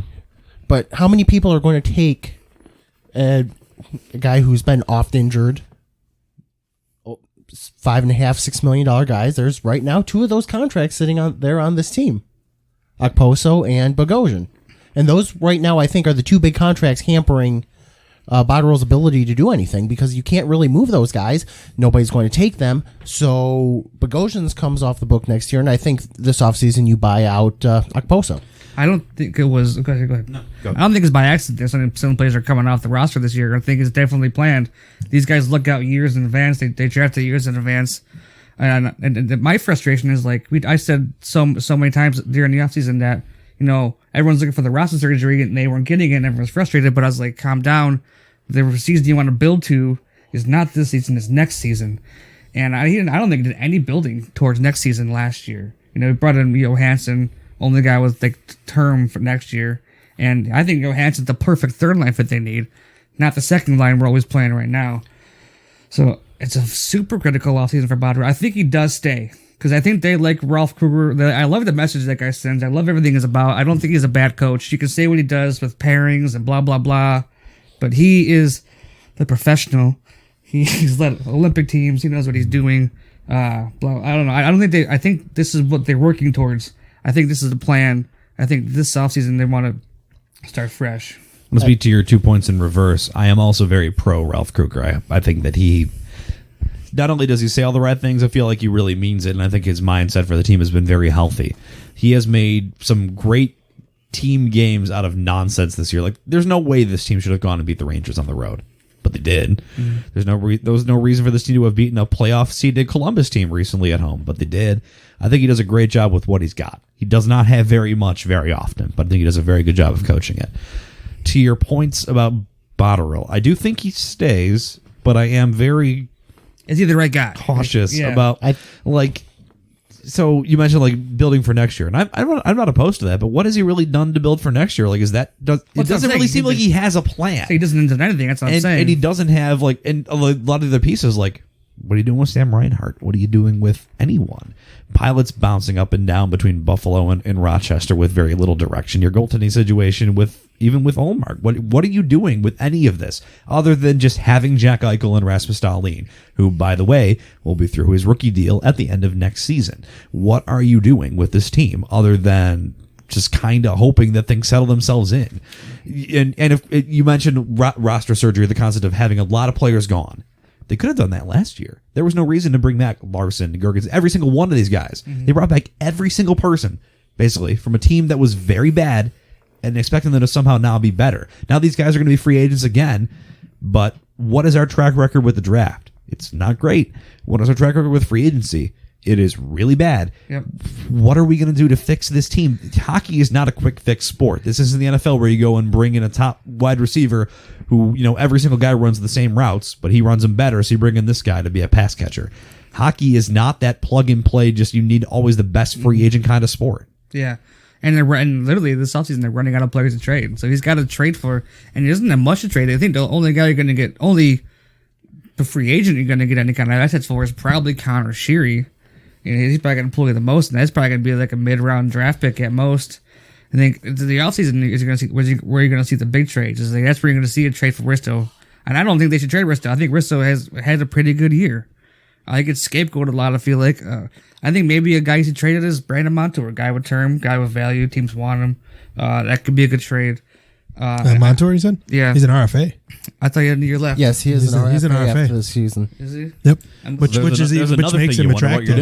I was going to which makes him attractive. Then. I got it mixed up with the line of Colin Miller right above him. My bad. And that's he's got what his contract's 3.387 this year. That's a guy he traded at the deadline this Miller? year. Yeah, they're not even playing him half the time anyway, Yeah. so you might as well. And I think someone you can see traded this offseason is a prospect like Matt Tesh, but Picard, who's got a pretty good outlook and could probably pull you something decent for help now. Listen, we're not allowed to trade a single forward until you tell me who the 12 forwards are playing for this team next year. Because if we do 11-7 for another season, I'm going to jump off a bridge. What's what I was saying? You were talking about he hasn't done it. It's my frustration that I wanted to spend last year to build for this season, for next season, and I don't think they're going to fire about him. But is he the guy to do it? And what is he going to do? I think he's going to be put on a short leash. I think he's going to have this offseason. And I think if things start looking like they're not going to improve next season, I'd say maybe within the first 20, he gets maybe about 20 games next season. He might get the Tim Murray treatment next season where he doesn't make it through the end of the season. I would not be surprised if that was true. And I think that's where a lot of this frustration ties into. And I think I mentioned it when we were talking with Bud. This is a knowledgeable hockey fan base. Buffalo fans, compared to some other fan bases, and this isn't just me brown-nosing if you're listening at home, I think Buffalo hockey fans, for the most part, have a pretty good understanding of how you build a successful hockey team. I don't think that it's not just that we're bad right now, it's just that this team seems to be directionless. We have no plan. There's no grand statement. When Pagula comes in and says, hey, we're going to go, and the sole reason for the Sabres existing is to win a Stanley Cup, we're like, okay, cool. And now we're 9 years later, and we're like, wait, but how are we doing that? And no one is answering to or speaking to, what our plan is, what our vision is. Say what you will about the tank. We knew what the team's vision was. We're like, all right, we're on board. You know what you're doing. You're going for it. And we rode that tank to Jack Eichel. And since then, we've been all right, but like, how are we going to get the other 18 players on the team? And they're like, I don't know, we'll figure it out. And it's not working, so everyone's really concerned. And it's frustrating because we want to see playoff hockey, and we're not going to get it again. I'm still of the opinion that they're going to have to basically, like, for the most part, like any other successful times in this franchise's history, they're kind of going to have to a little bit of luck into it. And it was scary too. It's like talk about the trades, needing to make trades to bring guys here. The two trades that, well, he made a great trade for Skinner. Obviously, it's a phenomenal trade for Cliff Poo.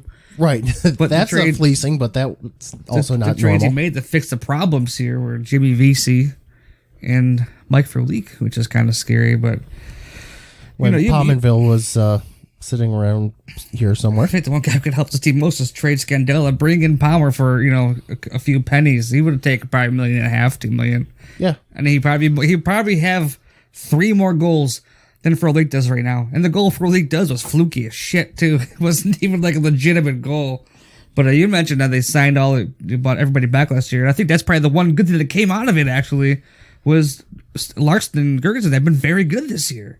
So bring them back. They're very good in the fourth line role. Larson and Gergensen, I've always thought especially Larson's, I thought would always be a good player if he's put in the right role, which is a bottom, at most a third line forward, but really as a fourth line forward. And if need be, apparently Larson and Skinner are very good together. Haven't seen they played great, and then now we're going to break this up. Haven't seen it since. But yeah, it's going to be a fun offseason. And I think we talk about the potential of buying out Okposo with Bud. They're going to have the cap space to keep him next year, probably. Why not give him another year? And it's cheaper to buy him out the following season. And who knows? Maybe they buy him out though because he has some serious health issues. He's hurt all the time this year. This one's not a concussion. We think it's not a concussion as far as we know, but I think they were pretty. I will trust their transparency that it wasn't a concussion. I feel like they've been pretty upfront. Yeah, with right that. away. Kruger said it wasn't his head. He said upper body, not his head. sorry to keep rambling on here. I really wanted to talk about a lot tonight, but we had so many interviews. Maybe I could keep the frustration going for next week. But we have one more interview. We do. So The XFL is this weekend, and I thought it was very fun.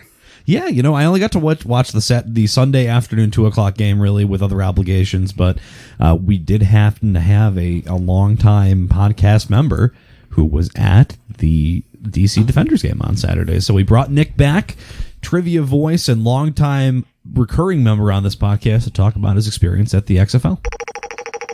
So now this has been a very guest-heavy episode of the 716 Sports Podcast, returning now with...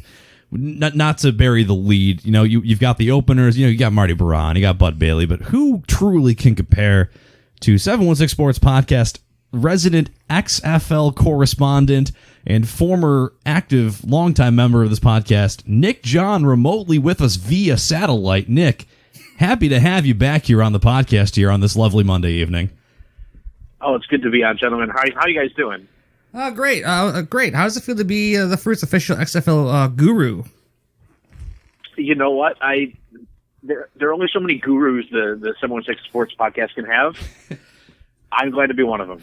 Well, Chuck hasn't done a segment in about 7 years, so I think your role is pretty safe here on this. So, Nick, not only did you get to become an XFL guru for this podcast, you had the opportunity to go to the first game in the... They're calling it the first game in XFL history, but we all know there was a year that existed at some point in the early 2000s. But the first game in the new XFL down in Washington, D.C. on Saturday. And I saw your pictures, and it looked like a lot of fun. How was it being there, you know, for the D.C. Defenders game on Saturday?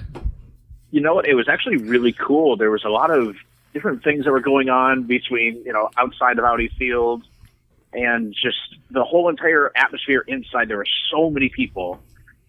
And the merchandise stands were packed, and the concessions were packed. People were drinking beers. It was 2:00 on a Saturday. It was awesome. I mean, you couldn't compare it to anything else. With it being the first XFL game, I don't know. It was great. So you have of course, the atmosphere of being there with all your fellow fans, and all that is great. What did you think of the quality of the play on the field? No, I didn't get a chance to watch this exact XFL game. I did watch the entire 2:00 game on Saturday, but on Sunday.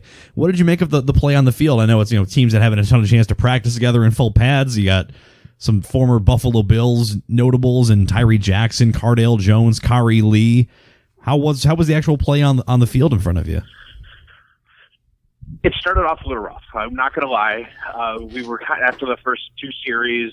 The defenders had the first series, and then the Dragons, I think, had the second or flip that.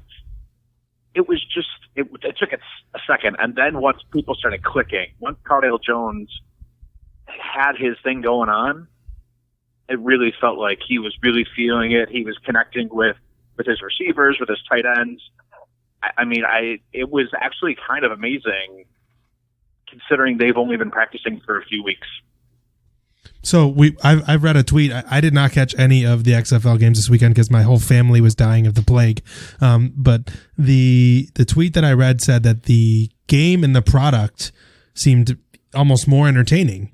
The talent was where it was lacking, but in the stands, how did the product feel? Did you notice the faster pace? Did it feel like there were less lulls between plays? Did it feel like, I know one of the things that people were really excited about was during the review process, that you could hear what was going on between referees in the war room. You couldn't hear that in the stands. So how did it feel presentation wise, as far as sitting in the seats? How did that feel compared to an NFL game? There were a few presentation things that you could tell that they were definitely putting in there to make the game faster.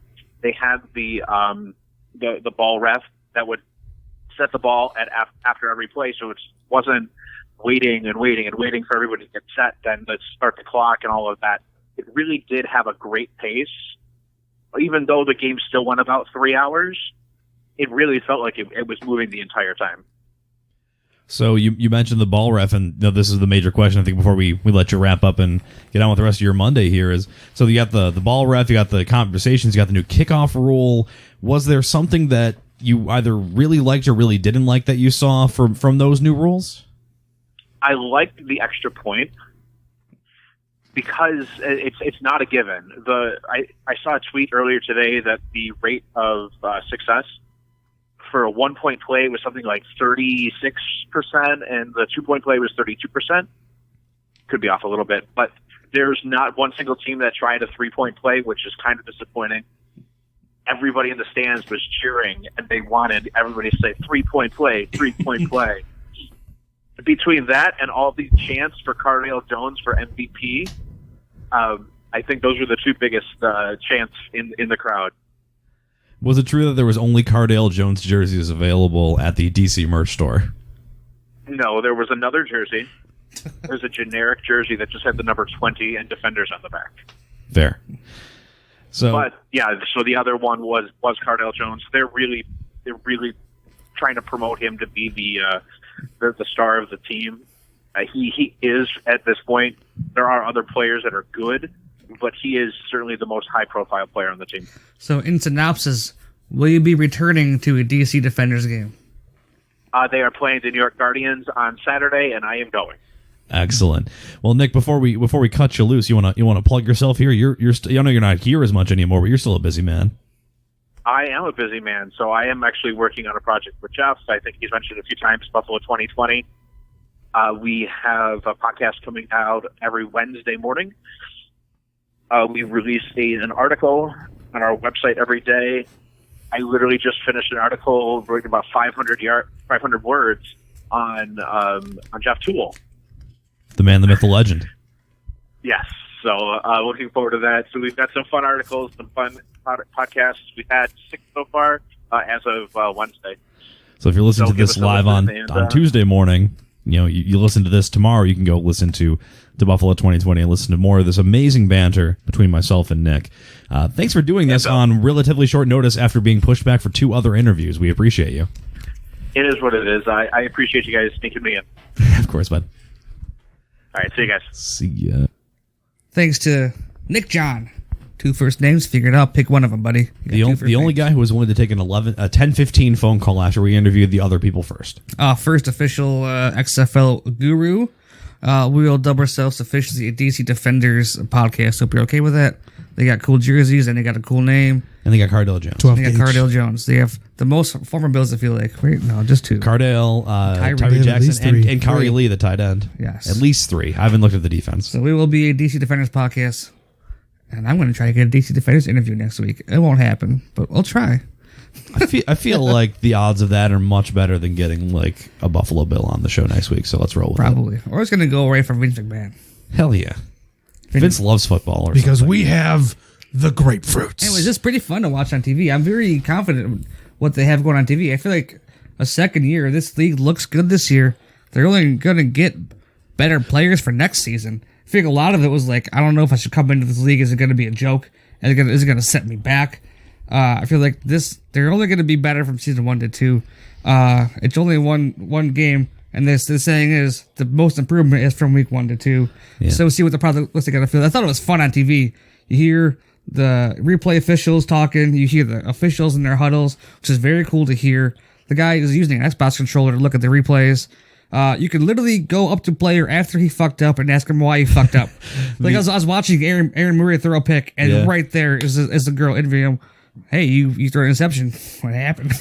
It was fun watching. The transparency of the replay was amazing because I think that's the most frustrating thing for NFL fans is like, what are these officials doing? I mean, they showed the replay process. Yeah, the guy was like, all right, look at this, and you can hear him like talking to the officials, like, okay, we saw this, you're going to do this, you're going to tell them this, and we're going to give the ball to this team. He wasn't down by contact. It was great, Quick, clear, concise. And I think the best thing about it too is if you're a fan of football at any level, the XFL last time when they were around, they brought a lot of cool things to football. The NFL uses a lot of things the XFL thought of first. And I think the XFL will continue to pressure growth in the NFL, and I think that the game will continue to get better. The quality of play for a lot of these teams first time together, a little dicey. LA literally fired their defensive coordinator today after their first game. So I think the play will continue to improve. I mean, they're giving up an average of 37 points a game after one game. Yeah, I know, 37.0, right on the dot. I feel like so far they've really learned their mistakes from the first time around. Obviously, we talked about it's not their first official game, I guess. But I feel like they know their place now. It's not gimmicky. You feel like the first time they did it, they came in hot. They said that they were almost trying to compete with the NFL, which was never going to happen. They came in with all this, we're extreme, no fair catches. Look at all these hot chicks. This guy's name was He Hate Me, blah, blah, blah. And now it's like they know their place. They're in the offseason, which is, it's going to, I think it could be quality supplemental football and almost as like a farm team. You can, I don't see no issue why you can't get more teams and make this an NFL farm system. I think as long as the XFL tries to play itself as a developmental or a second chance league, it will have a better chance of successes instead of trying to compete with the NFL. Yeah, they don't have to like play as either of those per se, even though they really are a second chance in developmental league. I listening to Greg Olson on Color on the Sunday afternoon game. He was talking about, this guy's like, he reminds me a little bit of Taysom Hill. They're not acting like the NFL doesn't exist. They used to act like the NFL is like, oh, we want to beat the NFL. Now it's just like, well, yeah, the NFL exists, but they're not playing right now, so come watch the XFL. Yeah. And it's a much better, much more realistic approach for them, and I think it's worked. Everything I've read for the most part so far has been pretty positive. Now you have to keep that momentum. People came to watch you the first time because they wanted to see it. Now you have to continue to draw those people back. I think they did a pretty good job of the crowds looked to be into it. The DC and Houston crowds were loud. Mm-hmm. The Houston crowd on TV for the 10 minutes I watched Saturday night, Houston crowd was really loud. So hopefully they continue to draw these fan bases in. What, about 25,000 there at Houston? It's a pretty good sized stadium. At a baseball stadium too. That's Dallas. Yeah. At the old ballpark at Arlington. Houston's is the University of Houston Stadium. That's cool too, because they're playing in like legitimate stadiums. Yeah. Like, they're literally playing in MetLife Stadium yesterday. I think they're playing in the stadium too with the Hurricanes playing as well. Like, so that's cool. I think it's such an important part of like a professional sports league is playing in a legitimate. Seattle's team, the Seattle Dragons play up at CenturyLink Field. Where the Seahawks play, yeah. Which is cool. They're kind of in a sense working with the NFL almost. Where they're playing in their venues. I mean, it's a win-win for everyone. For the NFL, you should want these guys. You should want Matt McGloin and Cameron Artis-Payne and whoever to go and play in this league because it improves your quality of play. It improves the scouting for the GMs. It's a place like a lot of these guys would just drop out of the NFL altogether. But I got to watch Matt McGloin sling the ball around the yard a little bit yesterday. Maybe he gets a look at a team who has a quarterback injury issue at some point this year. It's a win-win for everyone involved. I think a symbiotic relationship between the NFL and the XFL benefits everyone. And it also gives places like St. Louis that doesn't have an NFL team right now, Dallas, who has to deal with the Cowboys, who are barely an NFL team half the time, a chance to watch professional level football. It's not the NFL for sure. If you're tuning in watching for guys like Patrick Mahomes, you're not going to get it. But there are some pretty talented players. There's some really cool plays that happened in the XFL this weekend, and I for one, I'm a pretty big football guy, so that's not a huge shock. But I will continue watching. Touchdown on a flea flicker in the first game. Touchdown on a flea flicker. It should be from former Bill to former Bill. Yeah, it should be a great league for Trubisky to fall back on when he's out of the NFL. Nathan Peterman, come on down. He'll definitely be in there. I think he'll go there and be a starting quarterback. He'll probably do pretty well, I feel like. Well, he's a lot better than Aaron Murray, who looks like he was as bad as he was in the NFL. At what point do fledgling backward quarterbacks, not fledgling, part of the right word, but does it make sense to I'm going to go start in the XFL as opposed to hope to start in the NFL? Never, because the money isn't there. But if the money ever gets there, it makes a lot of sense. It doesn't. You would have to be able to make basically the same amount of money. You could take a little bit of a pay cut and go play at the XFL and try to be like, hey, look how good I am. But for these guys to take a $100,000 pay cut will never happen. Didn't even think about that part of it. Thanks for checking me, Jeff. You're welcome. Billy Joe Hobart would have never made it in the XFL. Kind of study. Anyway, this has been a really long show, and I feel like we've barely talked at all, but look at the timer. We have been going forever and a day.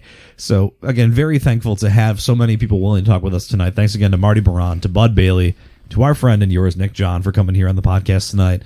The gentleman will be back here next week. I personally will not be here, so you have a chance to listen to these guys debate without me interrupting, which is a win-win for everyone involved.